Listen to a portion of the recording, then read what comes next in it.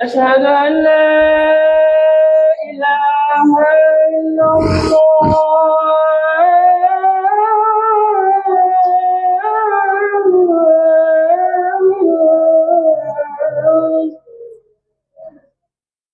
أشهد أن لا إله إلا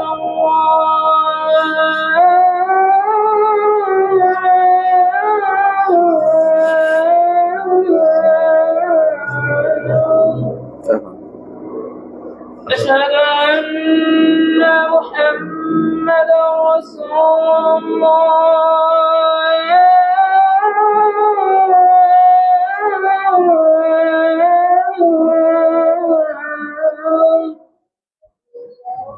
أشهد أن محمدا رسول الله.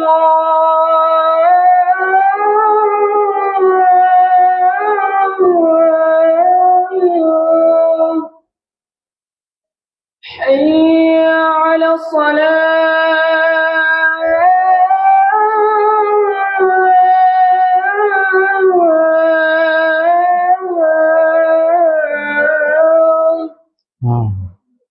حي على الصلاة.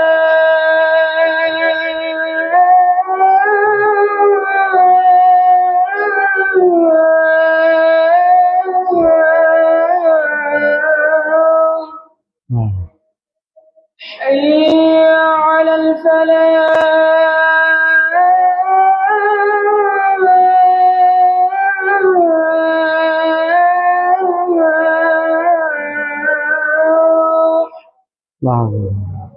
حي على الفلاح.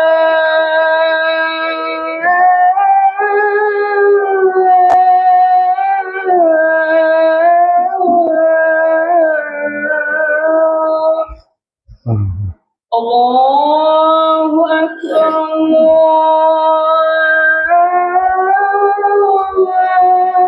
الله أكبر. لا إله إلا الله.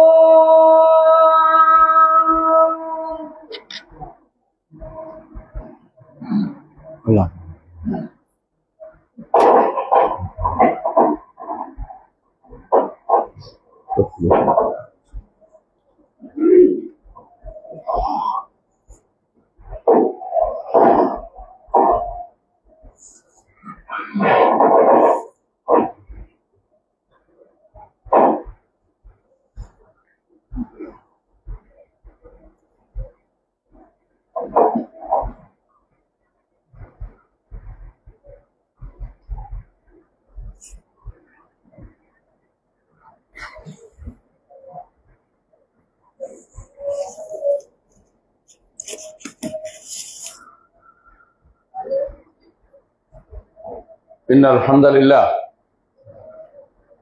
نحمده ونستعينه ونستغفره ونعوذ بالله من شرور أنفسنا ومن سيئات أعمالنا من يهده الله فلا مضل له ومن يضلل فلا هادي له وأشهد أن لا إله إلا الله وحده لا شريك له وأشهد أن محمدا عبده ورسوله. يا أيها الناس اتقوا ربكم الذي خلقكم من نفس واحدة وخلق منها زوجها وبث منهما رجالا كثيرا ونساء واتقوا الله الذي تساءلون به والأرحام إن الله كان عليكم رقيبا. يا أيها الذين آمنوا اتقوا الله حق تقاته ولا تموتن إلا وأنتم مسلمون.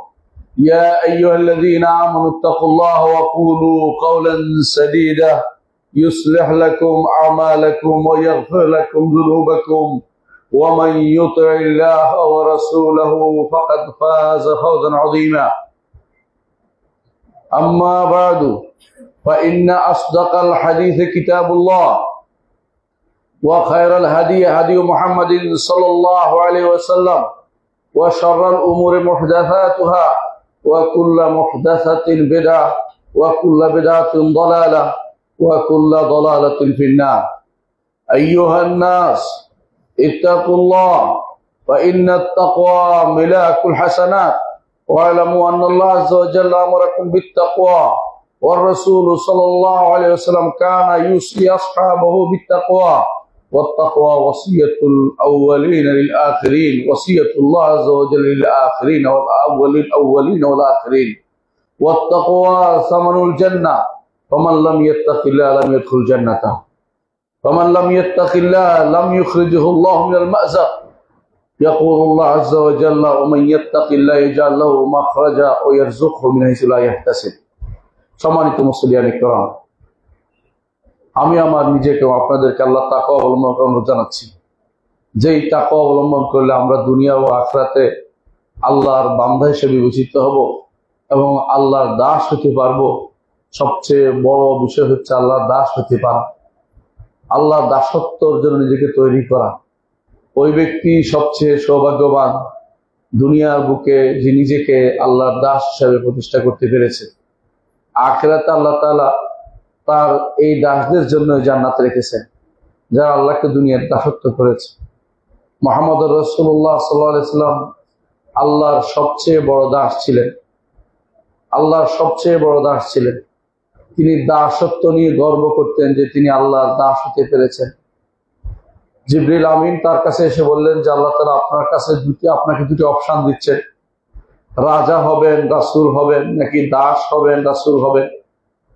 রাসূলুল্লাহ সাল্লাল্লাহু আলাইহি ওয়াসাল্লাম জিবরিলের দিকে তাকালেন। জিবরিল মাথা নিচু করে বুঝিয়ে দিলেন যে আপনি দাস হওয়ার চেষ্টা করুন। রাসূলুল্লাহ সাল্লাল্লাহু আলাইহি ওয়াসাল্লাম বললেন বাল আবদান রাসূলান, আমি দাস হব এবং রাসূল হব। দাসত্ব তত বেশি হবে আল্লাহ তাকে তত উপরে উঠাবেন। রাসূলুল্লাহ সাল্লাল্লাহু আলাইহি ওয়াসাল্লাম আর হাদিসে বলেছেন মান তাওয়াদা লিল্লাহি রাফাহুল্লাহ, যে কেউ আল্লাহর জন্য বিনয়ী হয়ে আল্লাহ তাকে উপরে উঠাবেন। যত বেশি সেজদা করবেন, দাসত্বের সবচেয়ে বড় প্রকাশ হচ্ছে সেজদার মধ্যে, যত বেশি সেজদা করবেন আল্লাহ তাআলা তার কাছে আপনার মর্যাদা তত বেশি বাড়িয়ে দিবেন। ঈমানদার এর জন্য সবসময় চিন্তা করে আমি কত বেশি তার দাসত্ব প্রকাশ করতে পারি।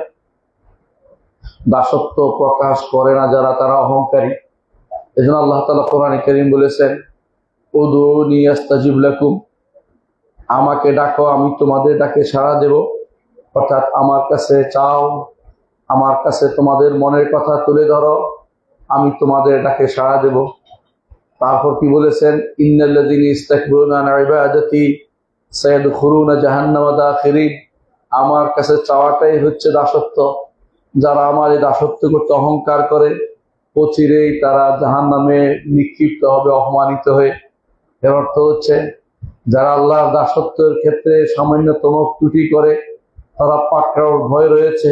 আর মোটেই দাসত্ব করে না যারা, তারা কাফের। কাফের ছাড়া কেউ আল্লাহর দাসত্ব থেকে মুক্তি পেতে পারে না। আমরা সবাই আল্লাহর দাস। কোরআনে কারীমে আমাদেরকে, আমাদের নবীকে আল্লাহ তাআলা দাস হিসেবে ঘোষণা করেছেন। আল্লাহ তাআলা বলছেন ওয়া ইন কুনতুম ফি রাইবিম মিম্মা নাযালনা আলা আবদিনা, আমাদের দাসের উপরে যা নাজিল করেছে এর ব্যাপারে তোমাদের যদি কোনো সন্দেহ থাকে তাহলে তোমরা এরকম একটি সূরা নিয়ে আসো, এরকম একটি কোরআন নিয়ে আসো, আয়াত নিয়ে আসো। কোনোটাই কারো পক্ষে আনা সম্ভব হয়নি। আবার বলেছেন সুবহানাল্লাযী আসরা বিআবদিহি লাইলাম মিনাল মাসজিদিল হারাম, ওই আল্লাহর পবিত্রতা যিনি তার দাসকে নিয়ে সফর করিয়েছেন বাইতুল্লাহিল মক্কা থেকে, মক্কার আল্লাহর ঘর থেকে বাইতুল্লাহ মসজিদে আকসা পর্যন্ত। আল্লাহ আরেকটি ঘর বাইতুল মসজিদে আকসা পর্যন্ত সফর করিয়েছেন। মেরাজের রাত্রির পূর্ব ঘটনা, সেই রাত্রির ঘটনায় উল্লেখ করা হয়েছে সেখানেও তাকে দাস হিসেবে বর্ণনা করা হয়েছে। আবার তিনি যখন সালাতে দাঁড়ান সেটাকে দাসত্ব হিসেবে আল্লাহ উল্লেখ করেছেন ওয়া আন্নাহু লাম্মা কামা আবদুল্লাহি ইয়াদউহু কাদু ইয়াকুনুনা আলাইহি লিবাদা, আল্লাহর দাস যখন তার সামনে সালাতে দাঁড়ায় তখন জিনেরা তার উপর চতুর্দিক থেকে ধেয়ে আসে শোনার জন্য কি তিনি বলছেন। এটা রাসূলুল্লাহ সাল্লাল্লাহু আলাইহি ওয়াসাল্লাম যখন তিনি তায়েফ থেকে ফিরছিলেন তখন তিনি বাইত বতনে নাখলা নামক জায়গাতে এক বাগানে, আদাসের বাগানে ঢুকছিলেন। সেই বাগানে সালাত আদায় করতে দাঁড়িয়েছিলেন। আর চতুর্দিক থেকে জিনরা, তখন পরীরা আসে, জিনরা আসে রাসূলুল্লাহ সাল্লাল্লাহু আলাইহি ওয়াসাল্লাম কি করতেছেন সেটা শোনার জন্য তাকে ঘিরে ধরলো। এই আয়াত, এই দৃশ্যটাকে আল্লাহ তাআলা আমাদেরকে স্মরণ করিয়ে দিয়েছেন। সেখানেও আমাদের নবীকে দাস হিসাবে উল্লেখ করেছেন। মুহাম্মদুর রাসূলুল্লাহ সাল্লাল্লাহু আলাইহি ওয়াসাল্লামের সামনে একদিন তাকে বলতে আরম্ভ, একদিন একজন তাকে প্রচুর প্রশংসা করতে আরম্ভ করলো। রাসূলুল্লাহ সাল্লাল্লাহু আলাইহি ওয়াসাল্লাম বললেন, আমাকে তোমরা বাড়াবাড়ি করতে যেও না, বাড়াবাড়ি করে আমাকে ঈসা ইবনে মারইয়ামের মতো তোমরা বেশি উপরে তুলিও না। ইন্নামা আনা আব্দুল্লাহ ওয়া রাসূলুহু, আমি তো আল্লাহর দাস এবং তার রাসূল। এই দাসত্ব কখন প্রকাশ পাবে? যখন আল্লাহকে চিনতে পারবেন। যে ব্যক্তি আল্লাহকে চিনতে পারেনি, দুনিয়াতে আসা তার বৃথা হয়ে গেছে। আল্লাহকে চিনতে হবে, এটাই হচ্ছে বড় কথা। আল্লাহকে চেনার গুরুত্ব কি? 1 নম্বর গুরুত্ব হচ্ছে আল্লাহকে চিনবেন এই জন্য কারণ আল্লাহ নিজেই অত্যন্ত সম্মানিত সত্তা। যে জিনিসটা সম্মানিত তাকে জানাটাই মানুষ সম্মানের জিনিস মনে করে, যেটা খুবই গুরুত্বপূর্ণ মনে করে। সেখানে আপনার ছেলে ভর্তি হয় ইউনিভার্সিটিতে, আপনি বুঝেন যে এটা খুবই গুরুত্বপূর্ণ। আমার রব্বুল আলামিন তিনি অত্যন্ত সম্মানিত, তার মর্যাদার কাছে কারো মর্যাদা কোনোদিন যেতে পারে না। তিনি এমনি, তার সম্পর্কে জানাটা হচ্ছে সর্বোচ্চ জ্ঞান, সবচেয়ে মর্যাদাপূর্ণ জ্ঞান। এই জন্য এই আল্লাহ সম্পর্কে আমাদেরকে জানতে হবে। দুনিয়াতে সবচেয়ে সম্মানের জিনিস হচ্ছে আল্লাহকে চেনা, আল্লাহকে জানা। আর আখিরাতে সবচেয়ে সম্মানের জিনিস হচ্ছে আল্লাহকে দেখা, আল্লাহর চেহারা দেখা। যার চেয়ে বড় সম্মানের জিনিস আর কিছু হতে পারে না। জান্নাতে যখন আমরা আল্লাহর চেহারা দেখব, তার চেয়ে সম্মানিত কোনো কিছু আর আমরা দেখব না, তার চেয়ে বড় মজার জিনিস আর আমরা পাবো না। ওয়া আসআলুকাল নাযরা ইলা ওয়াজহিকাল কারীম, সকালবেলা দোয়ার মধ্যে আমরা বলি, তখন আমরা শেষ বৈঠকে দোয়ার মধ্যে বলি যে ওয়া আসআলুকান নাযরা ইলা ওয়াজহিকাল কারীম, ওয়া আসআলুকাল লাযযাতান নাযরা ইলা ওয়াজহিকাল কারীম, আপনার কাছে চাই আপনার চেহারার দিকে তাকানোর যে স্বাদ, সেই স্বাদ থেকে আপনি আমাদেরকে বঞ্চিত করবেন না। আল্লাহ তাআলার কাছে এই যে আখিরাতের স্বাদ পেতে হলে দুনিয়াকে, আল্লাহকে জানতে হবে, আল্লাহকে চিনতে হবে। এটা 1 নম্বর গুরুত্বপূর্ণ বিষয়। দ্বিতীয় গুরুত্ব হচ্ছে নবীরা সবাই সবচেয়ে বেশি সম্মানিত এই জন্য হয়েছে যে তারা আল্লাহর জ্ঞান দিয়েছেন, আল্লাহ সম্পর্কে জানিয়েছেন, আল্লাহ সম্পর্কে তারা বেশি জানে। নবীরা সম্মানিত হয় নাই বায়োলজির কারণে অথবা তারা ফিজিওলজির কারণে, এই জাতীয় কোন বিদ্যার জন্য তারা সম্মানিত হয়নি। তারা সম্মানিত হয়েছে আল্লাহ সম্পর্কে বেশি জানতো, আল্লাহ সম্পর্কে বেশি জ্ঞান তিনি তারা মানুষদেরকে দিয়েছেন। যে কেউ আল্লাহ সম্পর্কে বেশি জানে, আল্লাহ সম্পর্কে বেশি জানে, সেই ব্যক্তি আল্লাহকে বেশি ভয় করে। এই জন্য আল্লাহ তাআলা কোরআনে কারীম বলেছেন, ইন্নামা ইয়াখশাল্লাহ মিন ইবাদিল উলামা, আলেমরা জানে যারা আল্লাহকে, তারাই শুধু আল্লাহকে ভয় করে। নবীরা আল্লাহকে বেশি ভয় করতেন।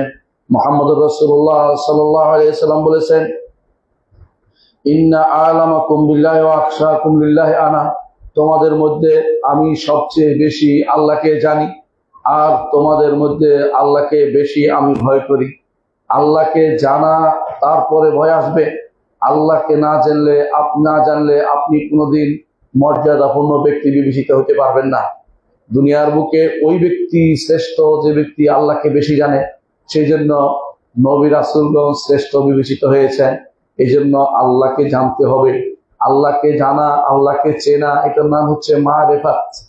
এটাকে মারিফাত অর্থ হলো এটাকে পরিচয় লাভ করা, ভালো করে জানা, তার সম্পর্কে জানার বিষয়টি। এই জন্য অন্তরের মধ্যে 3 নম্বর যে গুরুত্ব, সেটা হচ্ছে অন্তরের মধ্যে ততক্ষণ পর্যন্ত মানুষ শান্তি পায় না যতক্ষণ পর্যন্ত আল্লাহকে জানতে পারে না।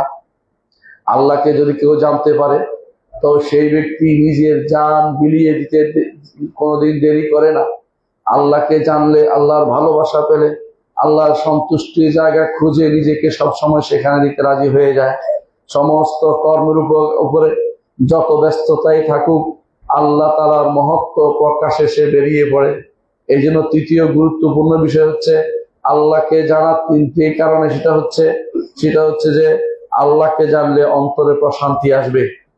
আল্লাহকে জানলে অন্তরে প্রশান্তি আসবে। আর যে ব্যক্তি আল্লাহকে জানতে পারেনি, দুনিয়াতে সবচেয়ে স্বাদের জিনিসটা সে ভোগ করতে পারেনি। ইবনে তাইমিয়া রাহমাতুল্লাহ আলাইহি বলতেন, মাসাকিন দাখালুদ দুনিয়া ওমা আরাফু আলাদ্দা মাফি, মিসকিন আলাদ্দা মাফিহা। এরা হচ্ছে মিসকিন, যারা দুনিয়াতে প্রবেশ করেছে কিন্তু দুনিয়াতে সবচেয়ে স্বাদের জিনিসটা তারা নিতে পারেনি। দুনিয়াতে সবচেয়ে স্বাদের জিনিস হচ্ছে আল্লাহ তাআলাকে চেনা, আল্লাহ তাআলাকে জানা। এটা যে ব্যক্তি গ্রহণ করতে পারেনি সে ব্যক্তি হতভাগা, সে ব্যক্তি দুনিয়ার কোনো স্বাদ গ্রহণ করতে পারেনি। দুনিয়ার স্বাদ আপনার কাছে কোনটা? দুনিয়ার স্বাদ যদি আপনার কাছে বাড়ি হয়, ওই বাড়ি চিরস্থায়ী নয়, কিছুদিন পরে চলে যায়। বাড়ি করতে করতে আপনার জীবনের একটা অংশ শেষ হয়ে যায়। যখন সেই বাড়িতে উঠেন, খাবার দাবার আর ভালো লাগে না, ওইটা বন্ধ, ওইটা খাওয়া যাবে না, ওইটার রুচিতে নিষেধ, ওইটা ডাক্তার নিষেধ, ওইটা ওই কারণ নিষেধ। এর অর্থ হচ্ছে দুনিয়ার স্বাদের জিনিস শুধু খাওয়া দাওয়া নয়, দুনিয়ার স্বাদের জিনিস কোনো বাড়ি গাড়ি নয়, টাকা পয়সা নয়। দুনিয়ার স্বাদের জিনিস হচ্ছে আল্লাহ রব্বুল আলামিনকে চিনতে পারা, জানতে পারা। ইবনে তাইমিয়া রাহমাতুল্লাহ আলাইহি আরেকটি কথা বলেছেন। তিনি বলতেন যে কখনো কখনো আমার অন্তরে আল্লাহর মারিফাত সংক্রান্ত, আল্লাহকে জানা সংক্রান্ত এমন সব জিনিস অন্তরে ভর করে, তখন আমি বলি এইটা যদি দুনিয়ার বাদশারা জানতো আমি যে কি আনন্দে আছি, তাহলে আমার সাথে তরবারি নিয়ে যুদ্ধ করতো। ওই আনন্দ আমাকে দিয়ে দাও, তুমি আনন্দ কিভাবে ভোগ করো। আল্লাহ তাআলা জানার মধ্যে সবচেয়ে বড় আনন্দ। যে ব্যক্তি দুনিয়াতে আল্লাহকে জানতে পেরেছে, চিনতে পেরেছে, সেই ব্যক্তি সেরা কাজটি দুনিয়াতে করতে পেরেছে। সেই ব্যক্তির কাছে দুনিয়ার সবকিছু তুচ্ছ হয়ে দাঁড়াবে, নিজের জান দিতে দেরি করবে না। শহীদরা আল্লাহকে জেনেই নিজের জানটা দিয়ে দেয়। সিদ্দিকরা আল্লাহকে জেনেই নিজের সবকিছুতে এমন ভাবে বিশ্বাস করে যেমন বাস্তবে ঘটেছে, ঘটে যাচ্ছে। তাদের সামনে কিয়ামত কায়েম হয়ে গেলে, যে আগামী দিন কিয়ামত হবে, এর চেয়ে বেশি আমল করার সুযোগ তাদের আজকে আর নাই। কারণ তারা কিয়ামতকে যেন রাইয়াল আইন চোখের সামনে দেখতে পাচ্ছে, সেভাবে তারা চলে। আল্লাহ তাআলাকে তারা মুরাকাবার মধ্যে থাকে অথবা মুশাহাদার মধ্যে থাকে। মুশাহাদা বলতে কি বুঝি? মুশাহাদা অর্থ হচ্ছে আনতা আবুদাল্লাহ কান্নাকা তারা, এমন ভাবে আল্লাহর ইবাদত করবেন যেমন আপনি আল্লাহকে দেখছেন। এইটা শুধু এমন লোকদের সম্ভব হয় যারা আল্লাহকে ভালো করে জানতে পেরেছে। আর যে ব্যক্তি এটা সম্ভব না, তার জন্য মুরাকাবা। সেই মুরাকাবা কি? সেই মুরাকাবা হচ্ছে ফাইল্লাম তাকুন তারাহু ফাইন্নাহু ইয়ারাকা, যদি তাকে তুমি দেখতে না পাও তিনি তোমাকে দেখছেন। এই চিন্তা সবসময় মাথায় থাকা। আপনি আমি আজ যে এখানে দাঁড়িয়ে আছি, বসে আছি বা দাঁড়িয়ে আছি, আমাদেরকে আল্লাহ দেখছেন, অবশ্যই দেখছেন, অবশ্যই তিনি দেখছেন আমাদেরকে। আর যারা সর্বোচ্চ আল্লাহর মারিফত হাসিল করেছে, অন্তরের মধ্যে আল্লাহর চিন্তা ছাড়া কোনো চিন্তা আসে না, আল্লাহকে কিভাবে সন্তুষ্ট করবে এই চিন্তায় থাকে, আল্লাহর ভালোবাসা তাদের অন্তর বিগলিত হয়, তারা আল্লাহকে তারা অন্তর দিয়ে তাদের উপলব্ধি করতে পারে আমার রব্বুল আলামিন শুধু তিনি আমাকে দেখছেন নয়, আমিও তাকে দেখে সেভাবে চলতে হবে দুনিয়ার বুকে আমাকে। এইটা অত্যন্ত কঠিন অনেকের পক্ষে। দ্বিতীয়টা সহজ, আল্লাহ আমাকে দেখছেন, এটা সহজ। আর যে ব্যক্তি দুটার একটাও করতে পারেনি, সে ব্যক্তি আল্লাহকে চিনতে পারেনি। সে দুনিয়াতে এসেছে, দুনিয়াতে আল্লাহকে চেনার মতো জ্ঞান তার অর্জিত হয়নি। এজন্য ইবনে তাইমিয়া রাহমাতুল্লাহ আলাইহি বলেছেন, আহইয়ানান ইয়াতারি আলা কলবি, কখনো কখনো আমার অন্তরের উপরে এমন সব ভাব আসে আল্লাহ সম্পর্কে জানার এবং জ্ঞানের বিষয়টি, আমার মনে হয় দুনিয়ার বাদশাহ জানলে আমার যুদ্ধ করতে, আমার বুদ্ধিটা আমার দিয়ে দাও। এই আনন্দ হচ্ছে, এই আনন্দের কোনো ভাগ চলে না, এই আনন্দ অদৃশ্য হয় না। এই আনন্দ শুধুমাত্র ব্যক্তি অনুভব করতে পারে যে ব্যক্তি আল্লাহকে জানতে পেরেছে। 4 নম্বর যে কারণে আল্লাহকে জানবেন, আল্লাহর পরিচয় লাভ করবেন, তা হচ্ছে এই আনন্দ জানলে, আল্লাহকে জানলে আপনার অন্তরে আল্লাহ তাআলার বড়ত্ব তৈরি হবে, আল্লাহর দিকে প্রত্যাবর্তন করবেন এবং জান্নাতে যেখানে চিরস্থায়ী তার আল্লাহর জায়গা, আল্লাহর বাড়ি, চিরস্থায়ী জায়গা, আল্লাহর ঘর, আল্লাহর দ্বার, সেখানে আল্লাহ ঘোষণা করেছেন যে ঈমানদারদেরকে দিবে। সেটার জন্য সে ব্যস্ত হয়ে পড়ে যে আমাকে সেই জায়গায় যেতে হবে যেই জায়গার মধ্যে আমার রবের সন্তুষ্টি রয়েছে, যেই জায়গা দারাকা দারাল খুল, আল্লাহর ঘর, আল্লাহ তাআলা তিনি ঘরের ভিতরে থাকেন না, সেটা সম্মানের জন্য বলা হয়েছে।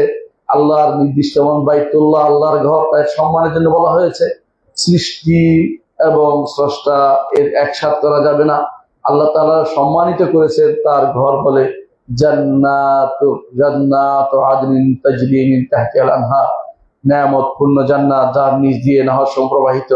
সেগুলি সবই হচ্ছে রব্বুল আলামিনের সন্তুষ্টির জায়গা। যে ব্যক্তি আল্লাহকে জেনেছে সেই ব্যক্তি সবসময় চেষ্টা করবে আল্লাহর সন্তুষ্টির জায়গায় নিজেকে যেন প্রতিষ্ঠিত করতে পারে। দুনিয়াতেও আল্লাহ সন্তুষ্টির মধ্যে থাকতে চেষ্টা করে, আখিরাতেও সে চেষ্টা করে আল্লাহ তাআলার সন্তুষ্টি কিসে আছে সেখানে আমি যাব। পঞ্চমত, যে ব্যক্তি আল্লাহ সম্পর্কে জানতে পারবে সে ব্যক্তি আল্লাহর হক আদায় করবে। আপনি ভালো করে বুঝেন, আপনি যদি দেখেন যে কেউ আপনার সামনে লাঠি নিয়ে দাঁড়িয়ে আছে, কাজটা না করলে আপনাকে পিটনি দিবে, অথবা আপনার সামনে বন্দুক নিয়ে দাঁড়িয়ে আছে, কাজটা শেষ না করলে গুলি করে মেরে ফেলবে, আপনি কিন্তু সেখানে কাজের ক্ষেত্রে সামান্য ত্রুটি করেন না, সামান্য ত্রুটি করেন। এমনকি যদি বলা হয় ক্যামেরা লাগানো হয়েছে, আমরা অফিস থেকে দেখব, তাতে আপনি খুব সাবধান হয়ে যান, প্রতিটা কথা মেপে মেপে বলেন, প্রতিটা কাজ সুন্দর করে করেন। যে কেন ক্যামেরা দিয়ে আমার মনিব আমাকে দেখতেছে, এটা যখন মনে করেন যে শ্রমিক মনে করে যে আমার যিনি আমাকে নিয়োগদাতা ফ্যাক্টরির মালিক তিনি ক্যামেরা দিয়ে দেখছেন আমাকে, তখনই তিনি অনেক সাবধান হয়ে যান, কথাবার্তায় সাবধান হন, আচার আচরণে সাবধান হন, সবকিছু তিনি সাবধান হয়ে যান। তিনি কি করেন? মনিবের সন্তুষ্টি বিধানে কাজগুলি করে যান। যে ব্যক্তি আল্লাহকে জানতে পারবে, আল্লাহ তাআলা তার দিকে তাকিয়ে আছেন, সালাতের মধ্যে তার দিকে তাকিয়ে থাকেন, আল্লাহ বান্দা কি করে আল্লাহ সব দেখতে পান, বান্দা কি করে আল্লাহ সব শুনতে পান।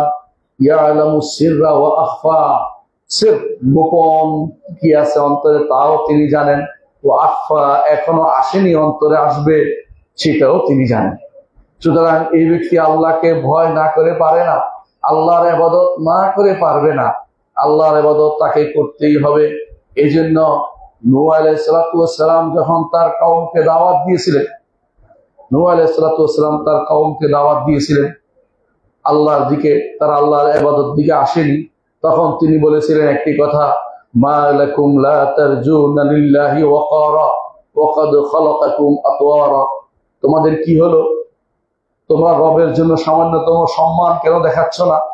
অথচ তিনি তোমাদেরকে সৃষ্টি করেছেন বিভিন্ন স্তরে স্তরে স্তরে সৃষ্টি করেছেন। ছিলে তুমি সামান্যতম তুচ্ছ পানি, সেখান থেকে তোমাকে মানুষ রূপে তোলার জন্য বিভিন্ন স্তর অতিক্রম করে মানুষ তোমাকে বানিয়েছেন, একটা সৃষ্টি জীব বানিয়েছেন। মানুষ হয়ে তুমি অহংকারী হয়ে গেছ, তার ইবাদত কেন করছো না? আল্লাহ তাআলাকে যে ব্যক্তি জানবে সে ব্যক্তি তার ইবাদত থেকে বিমুখ থাকতে পারে না। কোরআনে কারীমে আল্লাহ তাআলা উন্নত বলেছেন, ওয়ামা কদারুল্লাহ হাক্কা কদরিহি ইয ক্বালু মা আনজালাল্লাহু আলা বাশারিন মিন শাই। যারা কাফেররা, যারা আল্লাহর বিধানকে অস্বীকার করে, কোরআনকে মানতে অস্বীকার করে, তারা কি বলে? তারা বলে এই কোরআন মানতে হবে না, আল্লাহর বিধান নয়, অথবা মানা জরুরি নয়, অথবা বলে এই সময়ে চলবে না, এরকম কথাবার্তা বলে। তারা কাফের, তারা ঈমানদার হতে পারবে না। কোরআন এসেছে সব সময়ের জন্য। এই জন্য আল্লাহ তাআলা বলছেন, নবী তাদেরকে বললেন, ওমা কাদারুল্লাহ হাক্কা কদরিহি, আল্লাহকে তারা সঠিক সম্মান দিতে জানেনি, আল্লাহর মর্যাদা তারা উপলব্ধি করতে পারেনি, আল্লাহ তাআলাকে তারা চিনতে পারেনি, আল্লাহ তাআলা কি সেটা বুঝতে পারেনি। যখন তারা বলে আল্লাহ কোনো মানুষের উপরে কিছু নাজিল করেনি, যারা এই কথা বলবে তারা আল্লাহকে চিনতে পারেনি। এটা সূরা আনআমের 91 নম্বর আয়াতে এসেছে। আবার আল্লাহ তাআলা সূরা হজের 74 নম্বর আয়াতে বলেছেন, ওয়ামা কাদারুল্লাহ হাক্কা কদরিহি ইন্নাল্লাহা লাকাওয়িয়্যুন আজিজ। আল্লাহ তাআলাকে তারা সঠিক সম্মান দিতে জানেনি। আল্লাহর পাকড়াও থেকে যারা পালানোর চেষ্টা করে, আল্লাহর ইবাদত করে না, আল্লাহর কথা শোনে না, আল্লাহর দ্বীন মানে না, শরীয়ত মানে না, জীবন এবং প্রতিটি ক্ষেত্রে আল্লাহর শরীয়তকে বাস্তবায়িত করতে হবে বিশ্বাস করে না, তারা আল্লাহকে সঠিক সম্মান দিতে জানেনি, আল্লাহর মর্যাদা বুঝতে পারেনি। মা কাদারুল্লাহ হাক্কা কদরিহি, আল্লাহকে তারা সঠিক মর্যাদা জানেনি, আল্লাহ সম্পর্কে জানতে পারেনি, আল্লাহ তাআলা কি সেটা বুঝতে পারেনি, তার ক্ষমতা সম্পর্কে তারা অজ্ঞ রয়েছে। এই জন্য আল্লাহ তাআলা বলছেন এই সূরার শেষের দিকে, এই আয়াতের শেষের দিকে, ইন্নাল্লাহ লাকাওয়িয়্যুন আজিজ, তিনি অত্যন্ত শক্তিশালী, অত্যন্ত প্রবল। তার শক্তি দেখাতে হয় না, তার শক্তির অর্ডার দিলেই পৃথিবী ধ্বংস হয়ে যায়। পৃথিবী ধ্বংস হয়ে যাবে যখন তিনি তার শক্তিতে তিনি আসমান এবং জমিনকে ধারণ করে আছেন। ইন্নাল্লাহ ইউমসিকুস সামাওয়াতি ওয়াল আরদা আন তাজুলা ওয়া লা ইন যালাতা ইন আমসাকাহুমা আহাদুম মিন বা'দিহি ইন্নাহু কানা হালিমান গফুরা। আল্লাহ তাআলা বলছেন যে আল্লাহ তাআলা তিনি আসমান এবং জমিনকে ধারণ করে আছেন। এই যে আসমান ও জমিন, এই যে গোলকগুলো এই যে চলছে, কত লক্ষ লক্ষ কোটি কোটি এই গ্যালাক্সি, এই বিভিন্ন যে সমস্ত হিসাব এখন করে বসে আছেন আপনারা, এবং বলছেন যে পৃথিবী যেন রাস্তার পাশে পড়ে থাকা ছোট একটা কণা। এই বিশাল পৃথিবী, এই জগতের মধ্যে ছোট্ট একটা জিনিস। এই পৃথিবীর তুলনায় হাজার হাজার লাখ লাখ বড় বড় জিনিস রয়েছে, বিলিয়ন বিলিয়ন এরকম জায়গা রয়েছে আল্লাহ তাআলার উপরে। এসব কে নিয়ন্ত্রণ করে? আমার রব্বুল আলামিন নিয়ন্ত্রণ করছে। আল্লাহ এটাই বলছেন, ইন্নাল্লাহ ইউমসিকুস সামাওয়াতি ওয়াল আরদা আন তাজুলা, এগুলি ধ্বংস হওয়া, জায়গাচ্যুত হওয়া, স্থানচ্যুত হওয়া থেকে তিনি শুধুমাত্র এগুলিকে ধারণ করে আছেন। ওয়ালা ইন যালাতা ইন আমসাকাহুমা আহাদুম মিন বা'দিহি, আসমান জমিন যদি এই জায়গা স্থানচ্যুত হয়ে যায়, আল্লাহ ব্যতীত কেউ কি তা ধারণ করতে পারবে? কেউ কি তার আটকাতে পারবে? কেউ আটকাতে পারবে না। ইন্নাহু কানা হালিমান গফুরা, বান্দা যত অপরাধী করে তিনি সহিষ্ণু হিসেবে তিনি সহিষ্ণুতা দেখান, আর যখন তার কাছে তওবা করে তখন তিনি তাকে ক্ষমা করে দেন। ইন্নাহু কানা হালিমান গফুরা। এজন্য আল্লাহকে চিনার সাথে সম্পৃক্ত হবে। বান্দা আল্লাহর হক আদায় করে কিনা, আল্লাহর ইবাদত যথাযথ করে কিনা। অন্য সূরা জুমারের 67 নম্বর আয়াতে আল্লাহ তাআলা বলছেন, ওয়ামা কাদারুল্লাহ হাক্কা কাদরিহি, আর তারা আল্লাহকে সঠিক সম্মান দিতে জানেন। দুনিয়ার মানুষ আল্লাহকে আসলে চিনতে পারেনি। আল্লাহকে চিনতে পারেনি প্রমাণ হচ্ছে, দুনিয়ার রাজা বাদশারা আপনার বাড়িতে আসলে আপনি কি করেন? আপনার অবস্থা খারাপ হয়ে যায়, কিভাবে তাকে সম্মান দেখাবেন? কিন্তু আপনি আল্লাহর মর্যাদা বুঝতে পারেননি, আল্লাহর সম্মান বুঝতে পারেননি, আল্লাহ তাআলা তার ক্ষমতা বুঝতে পারেননি, আল্লাহ তাআলা তার পরাক্রমতা আপনি বুঝতে পারেননি। এই জন্য আল্লাহ তাআলা বলছেন, ওয়াল আরদু জামিআন কবদাতুহু ইয়াওমাল কিয়ামা, কিয়ামতের দিন যত জমিন সব আল্লাহর মুষ্টির ভিতরে থাকবে।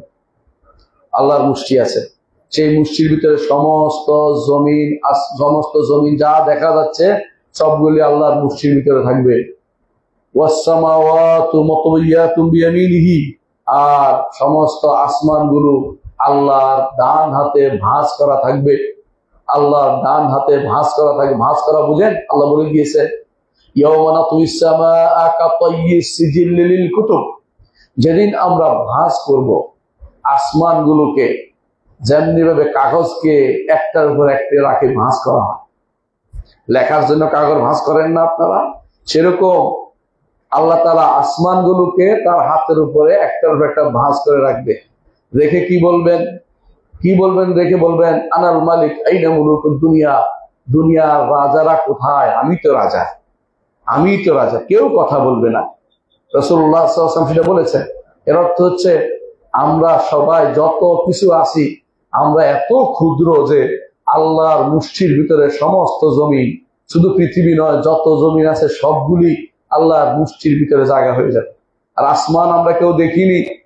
আসমান, এই বিশাল আসমান, 7 আসমান ভাঁজ করা থাকবে ডান হাতের মধ্যে, এবং তিনি সেটাকে রাসূলুল্লাহ সাল্লাল্লাহু আলাইহি ওয়াসাল্লাম দেখিয়েছেন যে তিনি কি উপর নিচ করবেন, এদিক করবেন ওদিক করবেন, হাত দিয়ে দেখিয়েছেন বুঝানোর জন্য যে তিনি সেটাকে নাড়াচাড়া করবেন এবং বলবেন, আনাল মালিক আইনা মুলুকুদ দুনিয়া, আমি রাজাধিরাজ, দুনিয়ার রাজারা কোথায়? সাহাবায়ে কেরাম বললেন যে রাসূলুল্লাহ সাল্লাল্লাহু আলাইহি ওয়াসাল্লাম যখন বলছেন মিম্বরের উপরে, সেটা আমি দেখতে পাচ্ছি মিম্বর যেন তাকে নিয়ে কাত হয়ে পড়ে যাবে।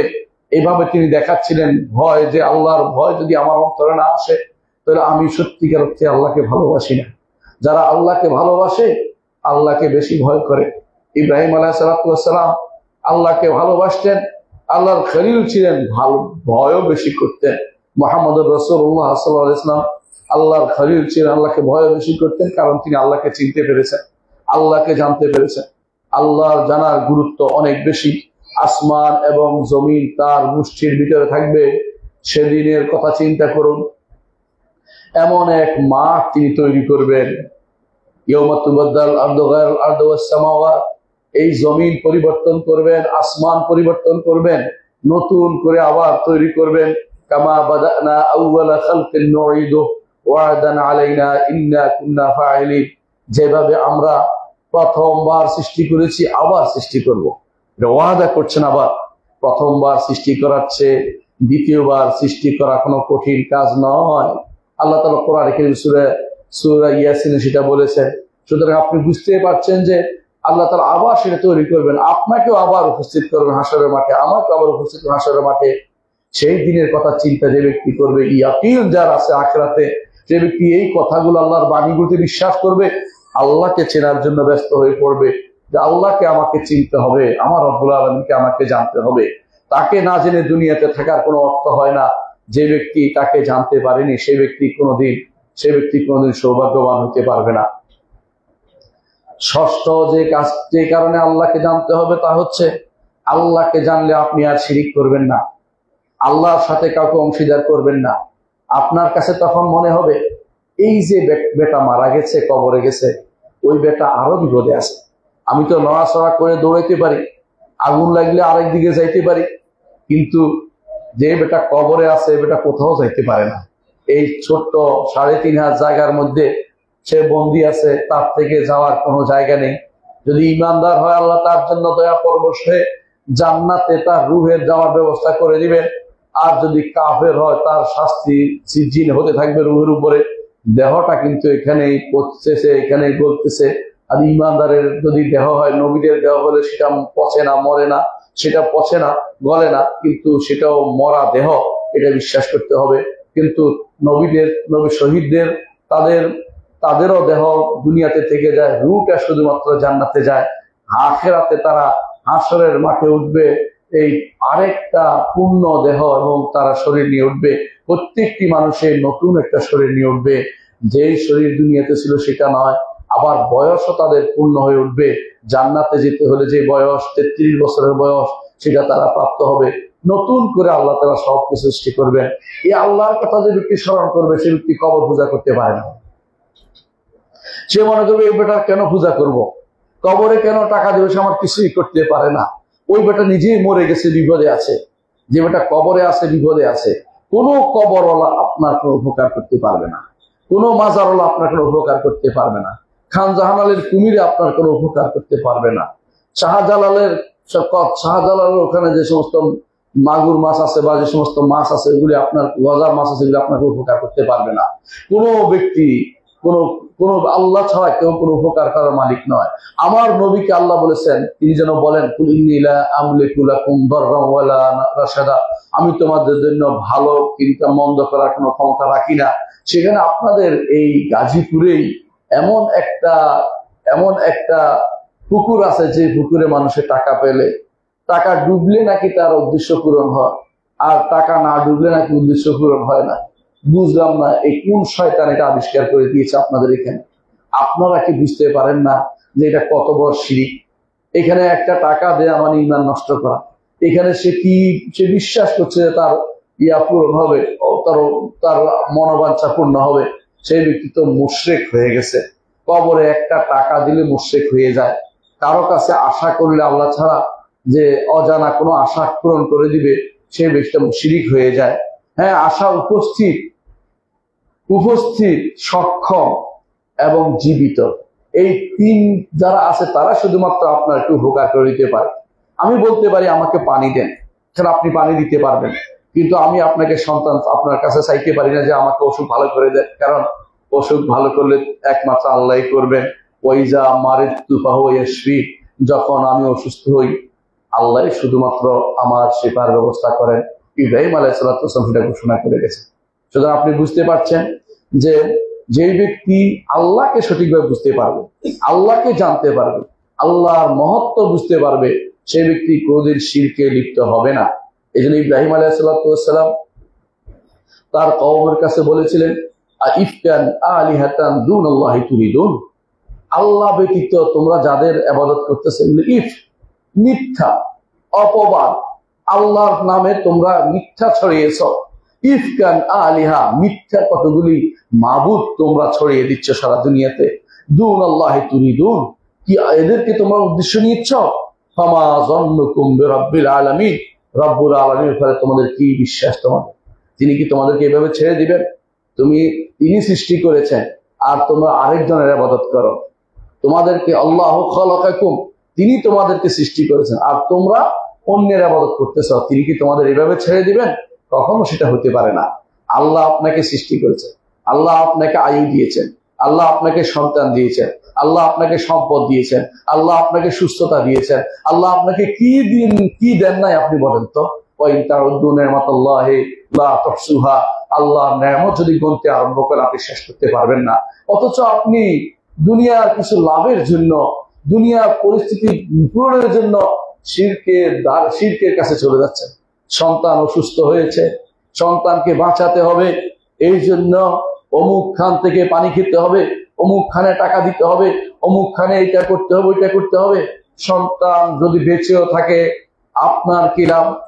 যদি সে কাফের হয়ে যায়, আপনি যদি কাফের হয়ে যান, সন্তান বাঁচিয়ে কি লাভ?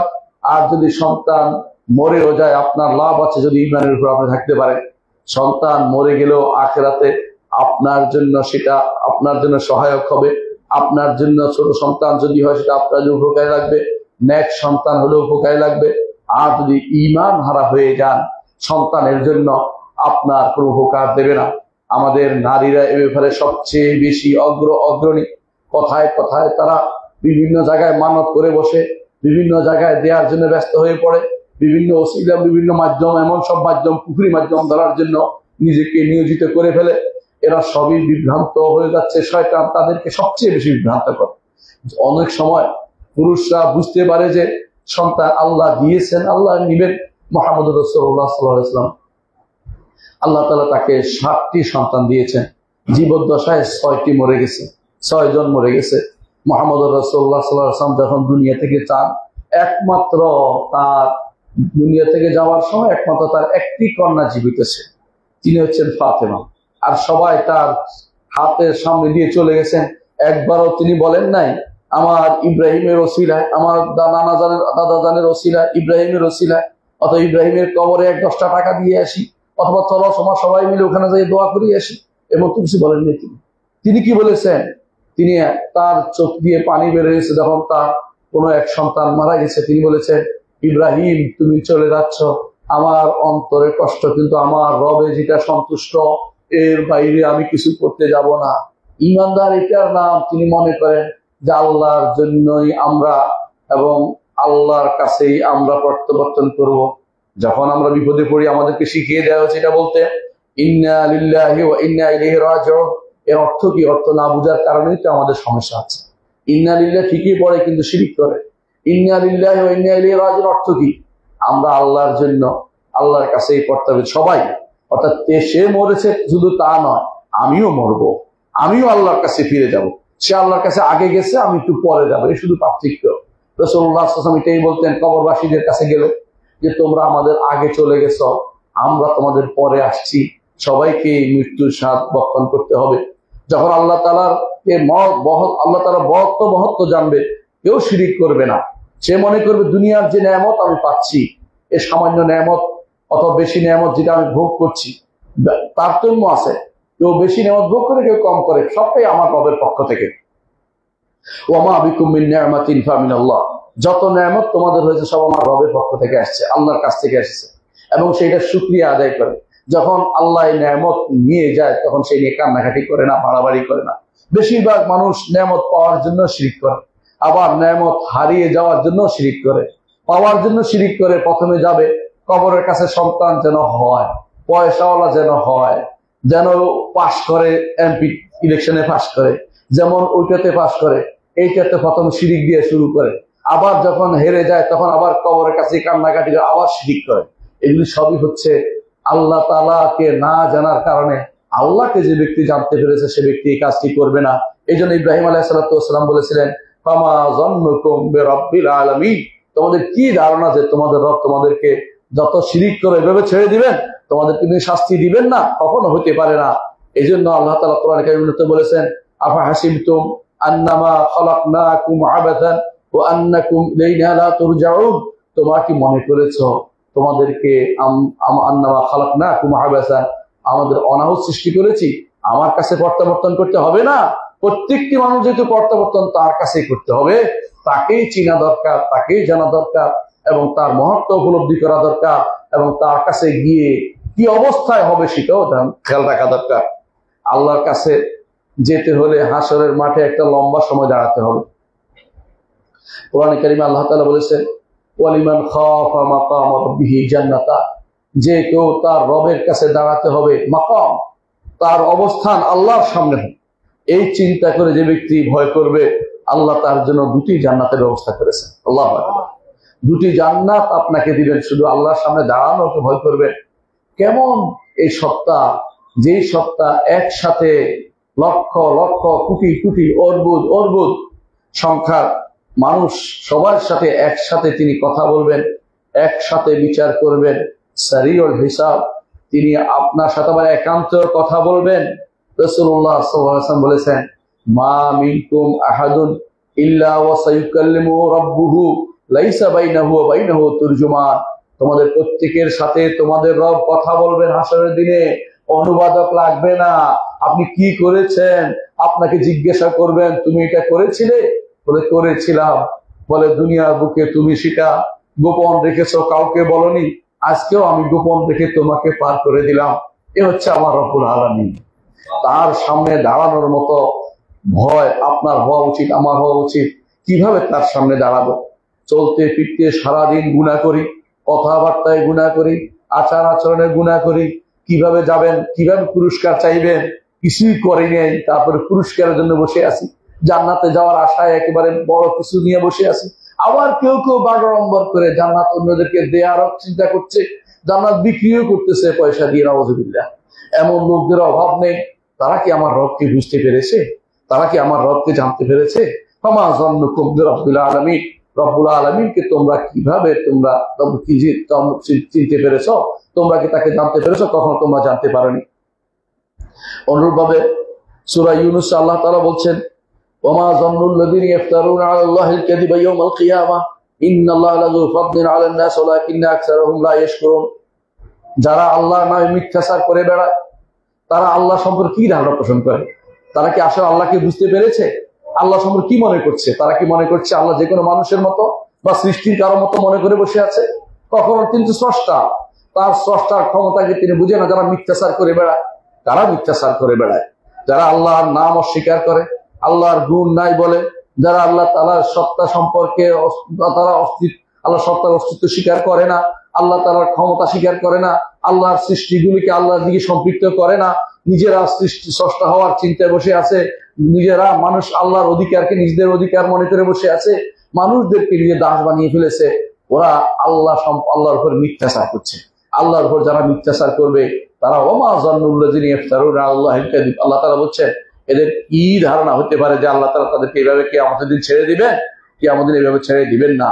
আল্লাহ তাআলা বলছেন ইন্নাল্লাহা লাযু ফাদলিন আলান নাস, তিনি মানুষের উপরে দয়া দেখান, তিনি দয়া দেখান, ওয়ালাকিন্না আকসারহুম লা ইয়াশকুরুন, মানুষ শুকরিয়া আদায় করে না। তিনি দয়া করেছেন বলে কান দিয়েছেন। কান না থাকলে আপনি গান শুনতে পারতেন না, কিন্তু আপনি কান দিয়ে গান শুনেন। কান দিয়ে শোনার দরকার ছিল কোরআনের বাণী, কান দিয়ে শোনার দরকার ছিল হাদিসের বাণী। আপনি কান দিয়ে গান শুনছেন, আপনি কান দিয়ে খারাপ কিছু শুনছেন। আপনি কি মনে করেন না আল্লাহর ফজল, আল্লাহর নেয়ামত, আল্লাহর দানকে আপনি ভিন্ন খাতে প্রবাহিত করেছেন?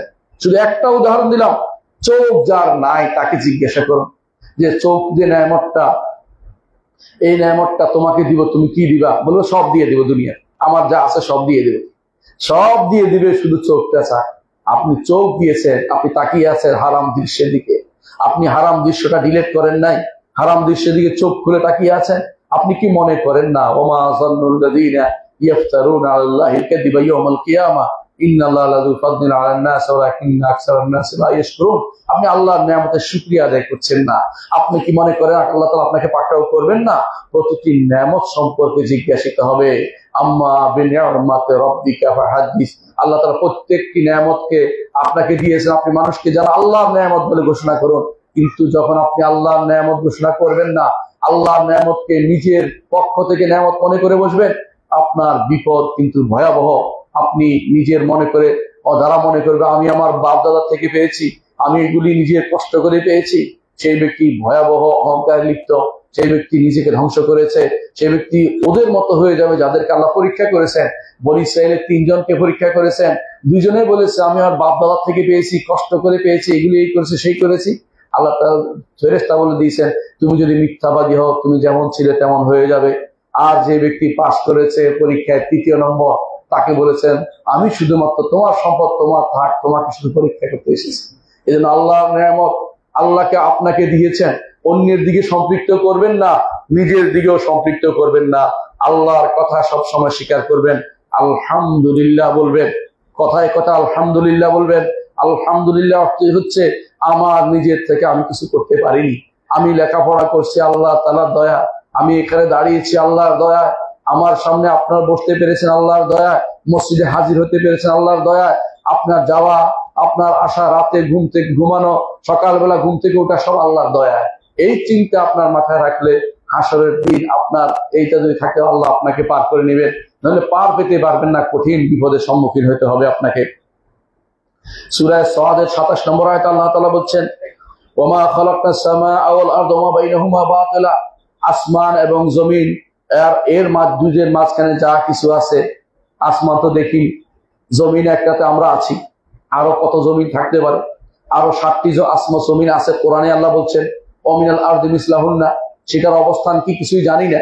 এরগুলি ছাড়াও আরো আসমান এবং জমিনের মাঝে যে সমস্ত গ্রহ নক্ষত্র, যে সমস্ত কিছু আজ দেখা যাচ্ছে, এই সবগুলি আল্লাহ তাআলা বলছেন মা খালাকনাস সামাওয়াতি ওয়াল আরদা ওয়া বাইনাহুমা বাতিলা, এগুলো তিনি বাতিল বা অসার সৃষ্টি করেননি।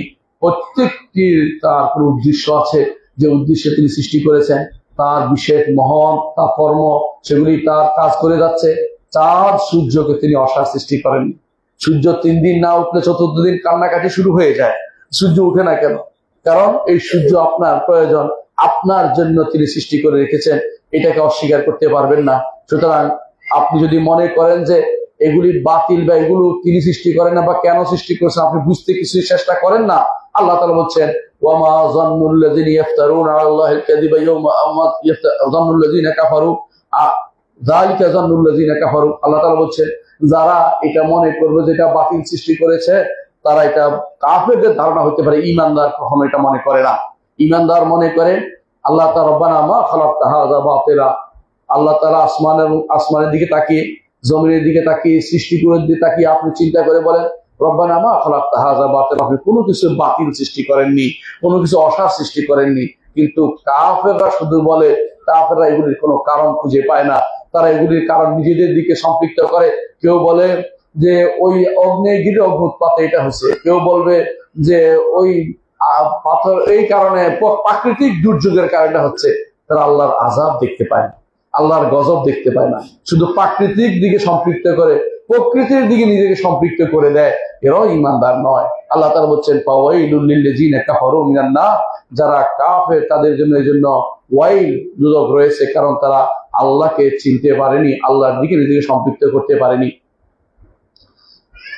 আল্লাহ তাআলা কোরআনে কারীমে অন্যত্র বলেছেন ওয়া ইউআযযিবুল মুনাফিকিনা ওয়াল মুনাফিকাতি ওয়াল মুশরিকিনা ওয়াল মুশরিকাতি আয-যান্নিনা বিল্লাহি যান্নাস সাও আলাইহিম দাইরাতুস সাও ওয়া গাদিবাল্লাহু আলাইহিম ওয়া লা'আনাহুম ওয়া আ'আদ্দা লাহুম জাহান্নামা ওয়া সাআত মাসীরা। সূরা ফাতহের মধ্যে আল্লাহ তাআলা বলছেন, সূরা আল ফাতহের মধ্যে আল্লাহ তাআলা বলছেন কেন তিনি শাস্তি দিবেন মুনাফিকদেরকে। মুনাফিক নারী পুরুষ, মুশরিক নারী পুরুষ, তাদেরকে তিনি শাস্তি দিবেন কেন? তারা আল্লাহ সম্পর্কে খারাপ ধারণা পোষণ করে বসে আছে, আল্লাহ সম্পর্কে সঠিক জ্ঞান অর্জন করতে পারে নাই, আল্লাহ মারিফত তারা অর্জন করতে পারে নাই, এই জন্য তিনি তাদেরকে শাস্তি দিবেন। আলাইহিম দাইরাতুস সাও, যত খারাপ ধারণা তারা করছে শাস্তি তাদের উপরে পতিত হবে। ওয়া গাদিবাল্লাহু আলাইহিম, আল্লাহ তাদের উপর গজব নাযিল করবেন, প্রদান্বিত হবেন। লা'আনাহুম, তাদেরকে তিনি লানত করবেন। ওয়া আ'আদ্দা লাহুম জাহান্নামা, দুনিয়াতে এটা করার পর আখিরাতে তাদের জন্য শাস্তি জাহান্নাম তাদের জন্য নির্ধারণ করে রেখেছেন। ওয়া সাআত মাসীরা, কত নিকৃষ্ট তাদের এই প্রত্যাবর্তন স্থল। সুতরাং আল্লাহকে জানতে হবে, আল্লাহকে জানতে হবে। কোরআনে কারীমে আল্লাহ তাআলা উন্নত বলেছে ইয়াযুন্নুনা বিল্লাহি গায়রাল হাক্ক যান্নাল জাহিলিয়া, আল্লাহ সম্পর্কে তারা জাহিলি ধারণা নিয়ে বসে আছে। আল্লাহ সম্পর্কে ইসলামী যে জ্ঞান সেটা আপনাকে অর্জন করতে হবে। জাহিলি জ্ঞান অর্জন করলে আপনার চলবে না। সপ্তম যে কারণে আপনাকে আল্লাহ সম্পর্কে জানতে হবে তা হচ্ছে আল্লাহ সম্পর্কে জানাই হচ্ছে ঈমান। আর যত বেশি জানবেন তত বেশি আপনার ঈমান বর্ধিত হবে, যত বেশি আপনি জানবেন তত বেশি ঈমান বর্ধিত হবে। এবং ঈমান বাড়ার একটা রূপ হচ্ছে আল্লাহ সম্পর্কে জানার চেষ্টা করা। অষ্টম যে কারণে আল্লাহকে জানতে হবে, আল্লাহ তাআলা আপনাকে সৃষ্টি করেছেন তাকে জানার জন্যই। ওমা খালাকতুল জিন্না ওয়াল ইনসা ইল্লা লিয়াবুদুন। তার ইবাদত করবেন, তাকে না জেনে ইবাদত করতে পারবেন না। আল্লাহ তাআলা যেন বলেন ফাআলাম আন্নাহু লা ইলাহা ইল্লাল্লাহ, জেনে রাখো তিনি ব্যতীত সত্য কোনো ইলাহ নেই, তিনি হচ্ছেন রব্বুল আলামিন। তাকে জানতে হবে, না জেনে আপনি ইবাদত কিভাবে করবেন। 9 নম্বর হচ্ছে যেই ব্যক্তি আল্লাহকে জানবে ইবাদত করা সহজ হয়ে যাবে। মহৎ ব্যক্তির জন্য কিছু করতে মানুষ খুশি হয়।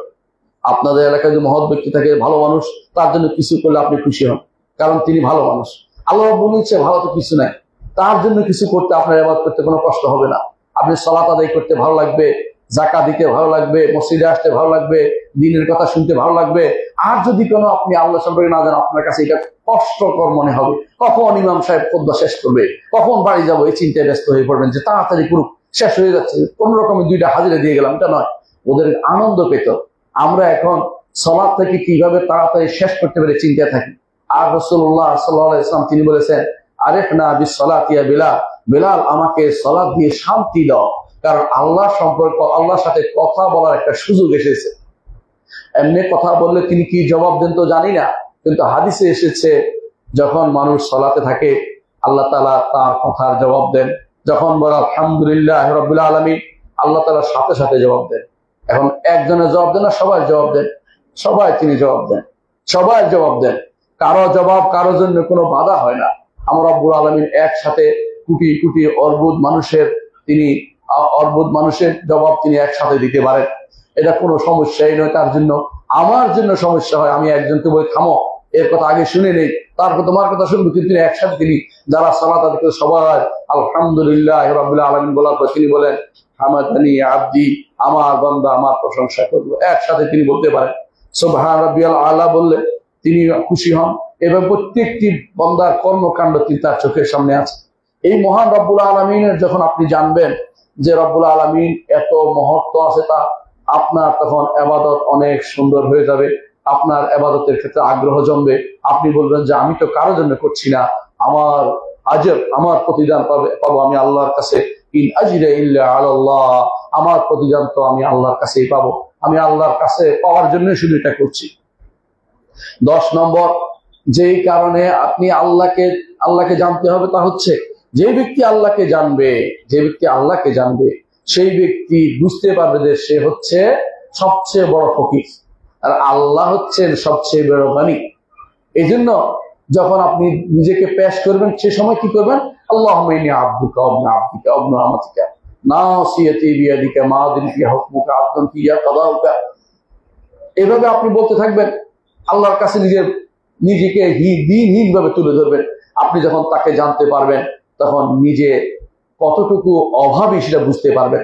এই জন্য আল ফাকরু যাতিয়ুন, ইবনে তাইমিয়া রাহমাতুল্লাহ আলাইহি বলতেন অভাব অর্থাৎ দৈন্যতা আমার একেবারেই সত্তাগত জিনিস, মজ্জাগত জিনিস। আমার সবই অভাব নয় তো কি, কিন্তু আমি কারো মুখাপেক্ষি না, আমি আমার রবের মুখাপেক্ষি। যে ব্যক্তি বুঝতে পারে তার কাছ থেকেই সব মঞ্জুর হয়ে আসে, তখন অন্যের কাছে আর দ্বারস্থ হবে না। সেই ব্যক্তি তখন নিজেকে সবচেয়ে দিনহীন হিসেবে তুলে ধরতে পারবে, নিজে অহংকারী হবে না।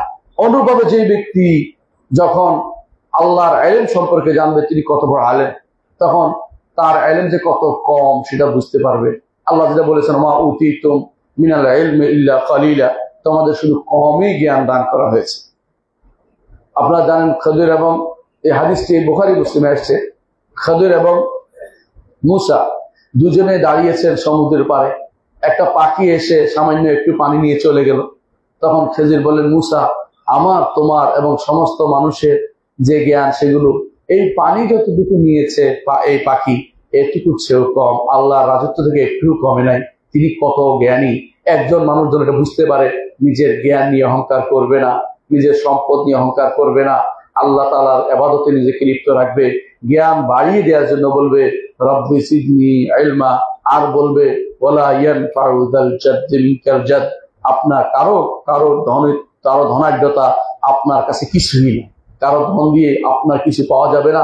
আপনাকে পেতে হবে অবশ্যই তা আপনার ইবাদতের মাধ্যমে, আপনার যথাযথ সত্য প্রকাশের মাধ্যমে আপনাকে পাওয়ার চিন্তা করতে হবে, আল্লাহকে পাওয়ার চিন্তা করতে হবে। আমি 10টি কারণ বলেছি, গুরুত্ব বলেছি যে কারণে আল্লাহকে চিনতে হবে। প্রশ্ন হচ্ছে আল্লাহকে কিভাবে চিনবেন, আল্লাহকে কিভাবে চিনবেন। বর্তমানে দুইটা মাদ্রাসা, দুইটা শিক্ষায়তন পাওয়া যায়, স্কুল পাওয়া যায়। এক স্কুলে বলে আল্লাহকে চিনতে হলে আপনি দার্শনিকদের পথে চলেন, কালাম শাস্ত্রবিদদের পথে চলেন। এই দুটাই বিভ্রান্ত পথ। এই বিভ্রান্ত পথে চলে আল্লাহকে পাবেন না। কারণ আল্লাহকে চিনতে হলে যিনি আল্লাহ সম্পর্কে জানেন তার কাছে যেতে হবে। আল্লাহ সম্পর্কে বেশি জানেন কারা? নবী রাসূলগণ, কারণ তারা তার পক্ষ থেকে প্রেরিত পুরুষ। আপনার কাছে যদি আমার কাছ থেকে কেউ যায়, আপনি আমার সম্পর্কে তার কাছ থেকে ভালো শুনতে পারেন লোকটা কেমন। কিন্তু আমার কাছ থেকে আসেনি, আপনি রাস্তার মধ্যে বসে বসে আমার সম্পর্কে চিন্তা করলে কাজ হবে না। যারা এই গবেষণা চিন্তা করে যে আল্লাহ সম্পর্কে আমি আমার চিন্তা দিয়ে, গবেষণা দিয়ে, বিবেক দিয়ে কিছু আবিষ্কার করব, এরা বিভ্রান্ত। এই পথের পথিকরা সবচেয়ে বিভ্রান্ত। এদের মধ্যে আছে ইবনে সিনা, ফারাবি, কিন্দি, এরা বিভ্রান্ত। ওদের মধ্যে আরেকটি গোষ্ঠী আছে কালাম শাস্ত্রবিদ নামে, রাজি বলেন, গাজালি বলেন। এই লোকেরা শেষ জীবনে তারা এই জন্য ফিরে এসেছে, বলছে আমি চিন্তা করে কিছু কুল কিনার করতে পারিনি, আমরা পাই কোরআন এবং সুন্নাতে, সেটা অনুসরণ করলে আল্লাহকে পাবো। এইটা আল্লাহকে পেতে হলে কোরআন এবং সুন্নাহর কোনো বিকল্প নেই। আল্লাহর পথে শুধুমাত্র আমাদেরকে চলতে হবে, আল্লাহর পথে, নবীর পথে সেটাকে জানতে হবে। আল্লাহ তার রাসূল যেভাবে বলেছেন সেভাবেই তাকে চিনতে হবে। আর কোনো মাধ্যমে আল্লাহকে চেনার কোনো সুযোগ নাই। দ্বিতীয় আরেক গোষ্ঠী দাঁড়িয়েছে, তারা বলে যে আল্লাহ চিনানোর ব্যবস্থা আমরা করে দিচ্ছি। তারা বলে যে আমরা মারিফতের দরবার খুলে দিয়েছি। তারা মারিফতের জন্য বিভিন্ন রকমের বিভিন্ন করেছে, তরিকা আবিষ্কার করেছে। কেউ তরিকায় কাদেরিয়া, কেউ নকশবন্দিয়া, কেউ মুজাদ্দিদিয়া, মানে হাস্যকর বিভিন্ন জিনিস তৈরি করেছে। এগুলো কোরআন এবং সুন্নাহর বাইরে যারা এই সমস্ত পথ নিয়ে আবিষ্কার করেছে, এগুলি কোনোদিন আপনাকে আল্লাহর পথে নিয়ে যাবে না। এগুলি শয়তান দিয়েছে, শয়তানের পথে নিয়ে যাবে। কোরআন এবং সুন্নাহ এরকম দরবার করতে আপনাকে বলেনি। কোরআন এবং সুন্নাহ আপনাকে বলেছে আল্লাহকে চিনতে হলে, আল্লাহর পথে চলতে হলে আল্লাহর দেয়া বিধান কোরআন এবং সুন্নাহকে আপনাকে পড়তে হবে, আলেমদের কাছে পড়তে হবে যারা কোরআন এবং সুন্নাহ জেনেছে। দুর্ভাগ্যবশত সাইয়েদনা আব্দুল কাদের জিলানী রাহমাতুল্লাহ আলাইহি তিনি আল্লাহকে চেনার জন্য এদের পথে পথ চলেন নাই। তিনি আল্লাহকে চেনার জন্য আল্লাহর সত্তা, নাম, গুণ নিয়ে আলোচনা করেছেন। আর এরা আল্লাহকে চেনার জন্য নিজেদের কাছে দাওয়াত দেয়, আমাদের কাছে আসলে মারিফত হাসিল হবে। ওই মারিফত আল্লাহর মারিফত নয়, ওই মারিফত শয়তানের দেয়া মারিফত হাসিল হবে। আল্লাহর মারিফত, আল্লাহকে চিনতে হলে কোরআন এবং সুন্নাহর বাইরে দ্বিতীয় কোনো পদ্ধতি নিয়ে আসতে পারবেন না।